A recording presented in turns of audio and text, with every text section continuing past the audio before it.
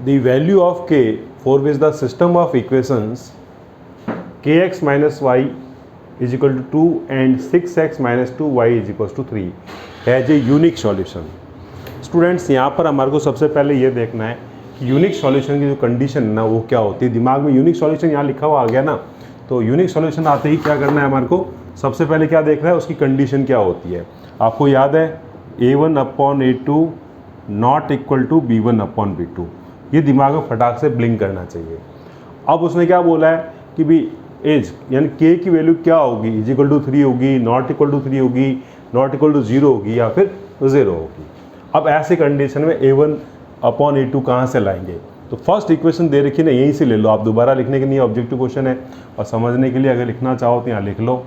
देखो भाई kx minus Y और 2 को लेफ्ट में शिफ्ट कर दिया करो हमेशा। वैसे यहाँ तो इस 2 की ज़रूरत नहीं पड़ रही है, बट फिर भी एक आदत डाल दो कि भी जो कॉन्स्टेंट्स होते हैं लेफ्ट साइड ट्रांसफ़र कर लिया करो। 6x minus 2y minus 3 is equal to 0। बाकी ऑब्जेक्टिव क्वेश्चन में क्वेश्चन के अंदर ही मार्क कर लिया करो कि कौन सा कहाँ पर है, k है या 6 है या 2 है, a1 a2 कौन है, b1 b2 कौन है, तो ज़्यादा ठीक रहेगा क्योंकि टाइम ज़्यादा कम लगना चाहिए इसके अंदर, ये बात ध्यान रखेंगे, ज़्यादा टाइम नहीं लगे बस।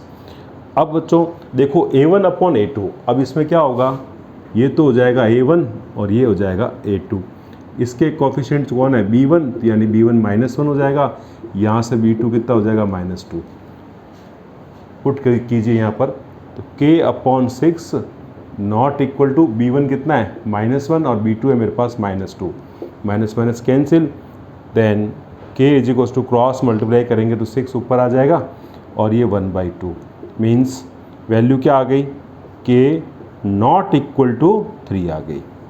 मीन्स हमारे पास कौन सा ऑप्शन करेक्ट होगा, बी ऑप्शन करेक्ट होगा।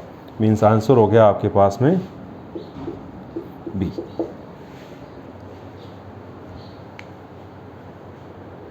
अब नेक्स्ट क्वेश्चन में देखो, the value of k for which the system of equations 2x plus 3y is equal to 5 and 4x plus ky is equal to 10 has infinite number of solutions is.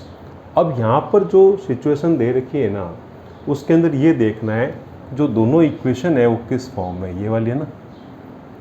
वैसे तो दोनों में constant term right side है तो ज़्यादा effect नहीं पड़ेगा, इसमें कर ऐसे में करो तो भी ठीक है, बट अपन एक आदत डाल देते हैं कि भी अपन को 2x प्लस 3y और -5 इज इक्वल्स टू 0 यहाँ से ले लो, और 4x प्लस ये हो गया ky और ये -10 इज इक्वल्स टू 0।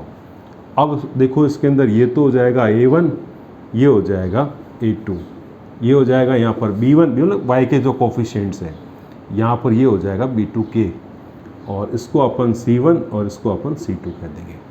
अब इन्फिनाइट नंबर ऑफ सॉल्यूशंस दे रखा है ना। इन्फिनाइट नंबर ऑफ सॉल्यूशन का मतलब क्या है, अगर दोनों लाइन अगर खींची जाए ना तो एक दूसरे के कोइंसाइड होगी, यानी कि एक दूसरे के ऊपर बनेगी, तभी इन्फिनाइट नंबर ऑफ सॉल्यूशन आएंगे। यानी इसकी सिचुएशन क्या आएगी, a1 upon a2 is equals to b1 upon b2 is equals to c1 upon c2, ये आपको याद रखनी पड़ेगी। तो a1 upon a2 means 2/4 and b1 upon b2 means 3/k और c1 अपॉन c2 में -5 अपॉन -10, ये -5 ये -10। अब इसको सिंप्लीफाई कर लो, माइनस माइनस कैंसिल, 5 1 जा 5 और 5 2 जा 10। यहाँ से देख लो भले, अब इन दोनों को साथ ले लो, बोले इन दोनों को साथ ले लो, आपकी इच्छा है। तो हमारे पास कितना आ जाएगा 1/2 और 3/k, क्रॉस मल्टीप्लाई कर लें तो 2 3 जा हो जाएगा 6 और k आ जाएगा ऊपर। तो k की वैल्यू कितनी आ रही है भाई, 6 आ रही है। मीन्स आंसर क्या हो जाएगा इसका, सी।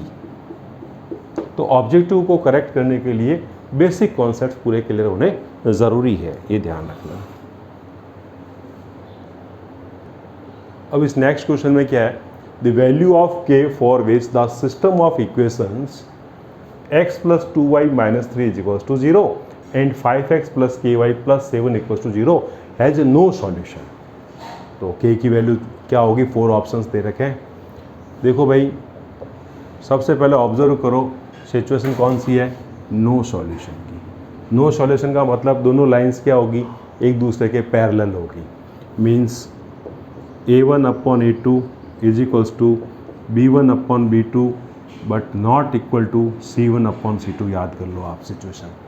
अब A1 का मतलब ये पहली जो इक्वेशन है ना, यहीं से ले लो आप। इसका कोफिशिएंट कितना है 1, और इस इक्वेशन में देखो आप यहाँ पर कोफिशिएंट कितना है 5। B1/B2, यहाँ पर ये 2 हो गया, और B2 हमारे पास कितना हो गया, K हो गया। Not equal to C1/C2, that's -3, और ये अपॉन 7। बट यहाँ पर जो सिचुएशन दे रखी है ना, क्या दे रखी है, हैज़ नो सॉल्यूशन एच, यानी K की वैल्यू इजिकल टू वाली सिचुएशन ही मेंटेन है। तो अपने को सिर्फ इसके बारे में सोचना है। तो यहाँ पर इसमें क्रॉस मल्टीप्लाई कर दीजिए, और 5 2 जा कितना आ जाएगा इसके अंदर 10। तो K की वैल्यू आ जाएगी 10, और आंसर हो जाएगा मेरे पास में, आंसर क्या लिखोगे, ए ऑप्शन। इजी क्वेश्चंस हैं, बस बेसिक कॉन्सेप्ट्स अच्छी तरह से कर लीजिए, ज़्यादा प्रॉब्लम इसमें नहीं आएगी।